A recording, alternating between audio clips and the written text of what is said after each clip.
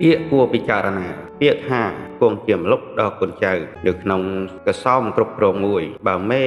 ជាប្រធាននោះមានគុណធម៌មានសេចក្តីមេត្តាមានសមត្ថភាពល្អហើយកូនចៅតែងតែត្រេកអរទៅជ្រកក្រោមម្លប់នៃគណៈគ្រប់គ្រងនោះតែយ៉ាងណាមិញកូនចៅមិនបានដឹងថាគណៈគ្រប់គ្រងដែលគង់ជាម្លប់ដល់កូនចៅនោះបានទទួលរងនៅពាក្យសម្ដីពាក្យតេះដៀលឬក៏បញ្ហាអ្វីខ្លះនោះទេប្រៀបបាននឹងដើមឈើដែលធ្វើជាម្លប់ដល់មនុស្សជ្រកហើយតែងតែទទួលរងនៅកម្ដៅនៅខ្យល់ព្យុះនៅទឹកភ្លៀងបែរជាមនុស្សជ្រកនៅក្រោមដើមឈើនោះមិនបានពិចារណាសូមមនុស្សទាំងឡាយដែលជ្រកនៅក្រោមដើមឈើ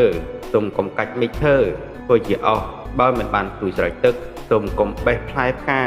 មកបំផ្លាញបើមិនបានជួយដាក់ជីសូមកុំកាច់ទឹកឈើយកមកត្រប់អង្គុយបើមិនបានជួយថែរក្សាយ៉ាងណាមិញកូនចៅដែលនៅក្រោមអាវាតរបស់មេមួយហើយសូមកុំបំផ្លាញឬជន់បន្លិចនៅប្រធាន